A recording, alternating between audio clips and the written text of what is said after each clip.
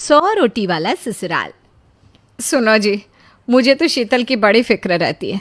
उसका ध्यान तो बस घर के बाहर दोस्तों के साथ घूमने फिरने में ही रहता है। उसे कुछ बोलो तो एक नहीं सुनती। मैं तो कहती हूँ इसकी जल्दी शादी वादी करवा दो, वरना लड़की हाथ से निकल जाएगी। तुमसे ज़्यादा चिंता है मुझे शीतल की शादी की। कल ही वो रामपुर वाले मौसा जी को फ़ोन भी किया था। बता रहे थे एक लड़का है नज़र में। उनका अपना घर है और लड़का भी अच्छा है। अरे तो फिर बस बात चलाओ ना, एक बार देखे तो सही लड़का और घर बार कैसा है। कौन से लड़की की बात चल रही है यहाँ? तुम्हारी शादी की बात चल रही है बेटी। अब तुम्हारी शादी की उम्र हो रही है तो लड़का तो देखना पड़ेगा ना। उफ़ो, मुझे अभी नहीं करनी शादी वादी। ये तो मेरे खेलने कूदने के दिन है। बहुत खेल कूद ली तुम। अब घर के काम धाम सीखने की कोशिश करो, समझी? ससुराल जाकर हमारी नाक मत कटवा देना। सब्जी काटनी तो आती नहीं इसको, तो नाक ही कटवाएगी। अरे मैं इसे शादी तक अच्छे से सब सिखा दूंगी। आप तो बस उस लड़के से इसकी शादी के बाद चलवाओ।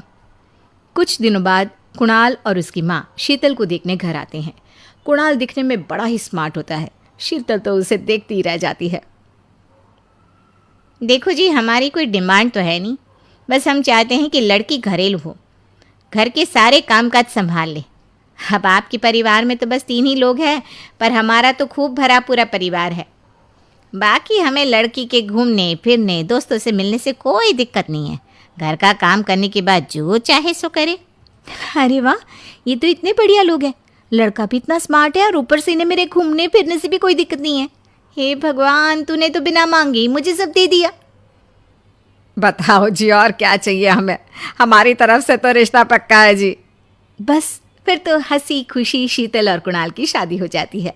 शीतल मन ही मन बड़ी खुश होती है और उसी खुशी के साथ वो अपने ससुराल में कदम रखती है। आओ बहू, तुम्हारा अपने ससुराल में स्वागत है। ये मिलो अपने परिवार से। ये तुम्हारे ससुर जी, तुम्हारी ननद सुनीता और गीता, सुनीता के पति राजेश और उनके 2 बच्चे राजू और चिंटू। ये ना हमारे साथ यहीं रहते हैं। ये तुम्हारी दादी सास है और बाकी लोग अभी बाहर गए हुए हैं। इतने सारे लोग, ये सब यहीं रहते हैं इस घर में? अरे अभी तो मेरे देवर देवरानी और उनके 3 बच्चे यहाँ नहीं है।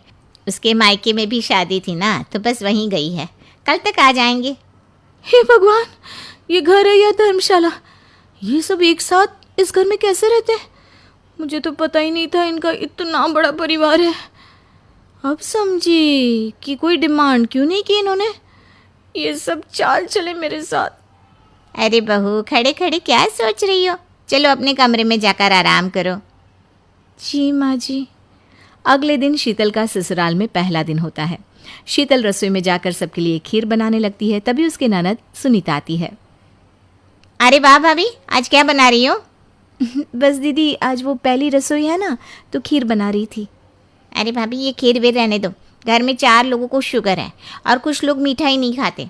आप ना सीधा खाना ही बना दो। क्या फ़र्क पड़ता है मीठा बने या नमकीन? बस बहू के हाथ की पहली रसोई होनी चाहिए ना। जी दीदी, तो फिर मैं खाना ही बना देती हूँ।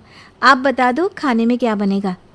बस सिंपल सी कोई सब्जी बना दो, जैसे आलू गोभी या आलू मटर, और उसके साथ रोटियां सेक दो। हमारे परिवार में अब तुम्हें मिलाकर पूरे 20 लोग हो गए हैं। 15 बड़े और 5 बच्चे। बड़ों की 6-6 और बच्चों की 2-2 के हिसाब से रोटी बना देना।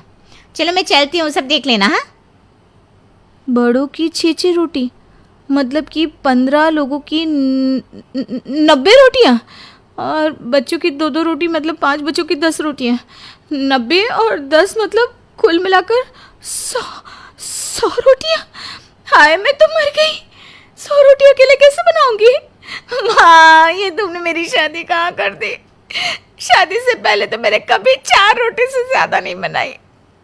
शीतल एक बड़ी सी परात में 100 लोगों के हिसाब से आटा निकालती है और उसे गूंथना शुरू करती है। आटा गूंथते गूंथते शीतल के पसीने छूट जाते हैं। उसके बाद बारी आती है रोटी बनाने की।